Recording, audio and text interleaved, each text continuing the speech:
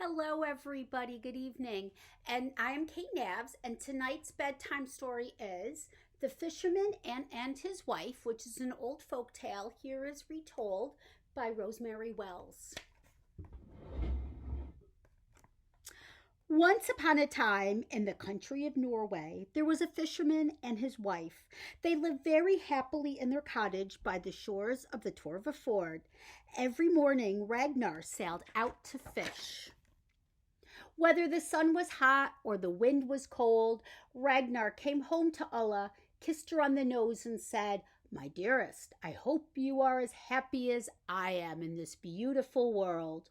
Ulla always answered, "Oh, yes, my love. We have everything we want, mountains all around us, and petunias in the window box. But mostly we have everything because we have each other." And so Ulla and Ragnar smelled smiles of love across the candle flames and ate a fragrant dinner of homemade bread, herring, and potatoes with dill sauce.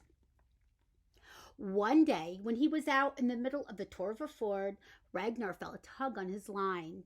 He pulled in his catch, and on his hook was a fish with scales like sapphires, eyes green as emeralds, and ruby red lips. To his great surprise, the fish could talk.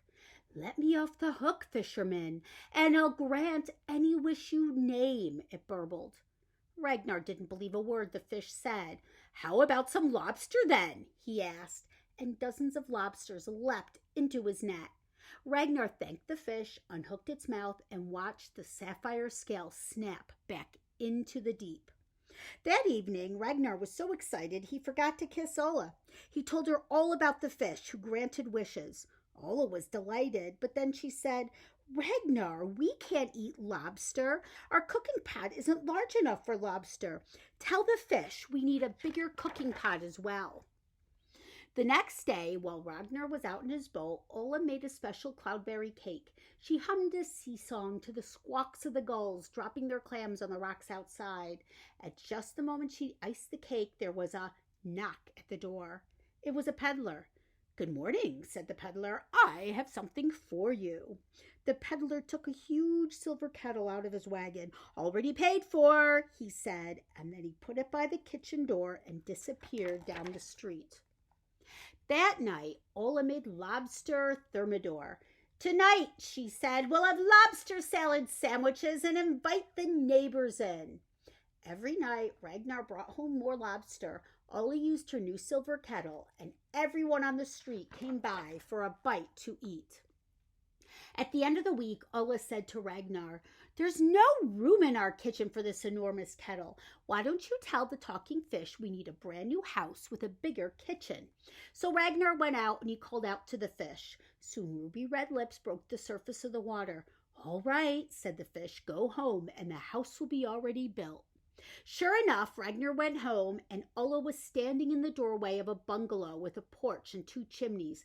"The peddler came by," said Ulla. "This time he brought a house."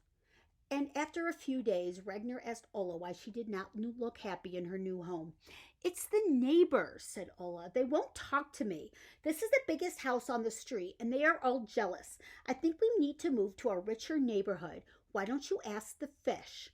So Ragnar went out in his boat. Sure enough, that afternoon the peddler came by again.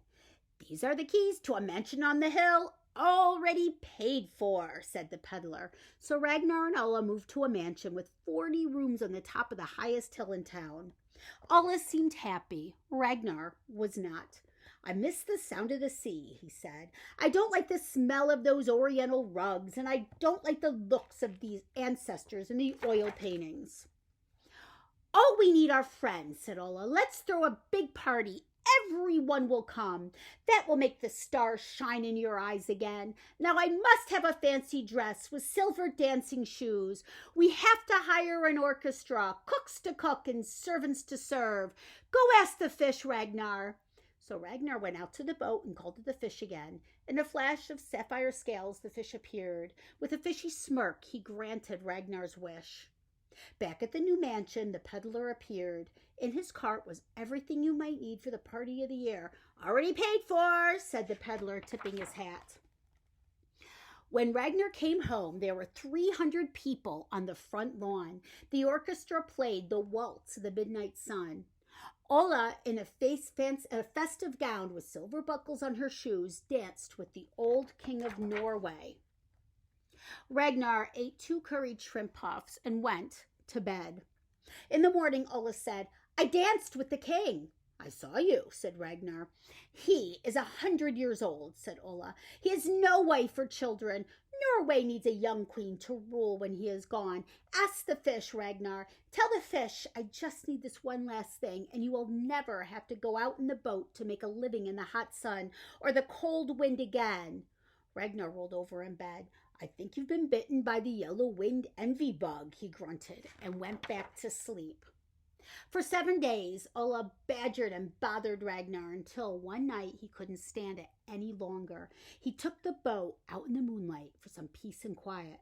For many hours, Ragnar rested on the gentle rolling swells and breathed in the warm and salty west wind. "I can't stay here forever," he said to himself, "but I don't want to go home either. What should I do?" he asked the deep, dark sea. A pair of ruby lips blew bubbles at him from the foamy crest of a wave. "What is it now?" the fish asked. "My wife says she needs to be Queen of Norway," says Ragnar. "Oh, I can't do that," said the fish, blinking his emerald eyes. "A good queen must think of other people all the time. Ola would think only of herself." Ragnar sailed home. "The fish says no," he told Ola. "No, we will never be happy," moaned Ola. "I'll tell you what," said Ragnar. "It would make me happy to listen to the sound of the gulls dropping their clams on the rocks beside the Torva ford."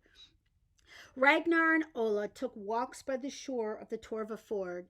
When they heard the mewing of the gulls and the spattering of the clamshells, Ola found herself humming one of her old songs.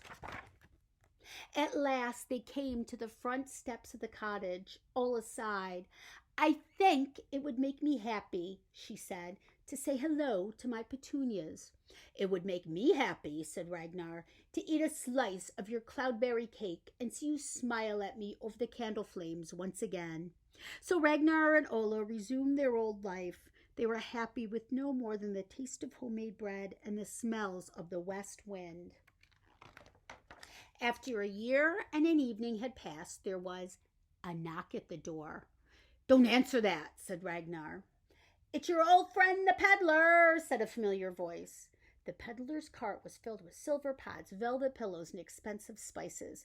"We don't need anything," said Ola. Purring from the cart was a stray kitten with emerald eyes and ruby red lips. "But this kitten needs us," said Ragnar. "Already paid for," said the peddler. The end. Thank you so much for listening, and we'll see you again tomorrow. Good night.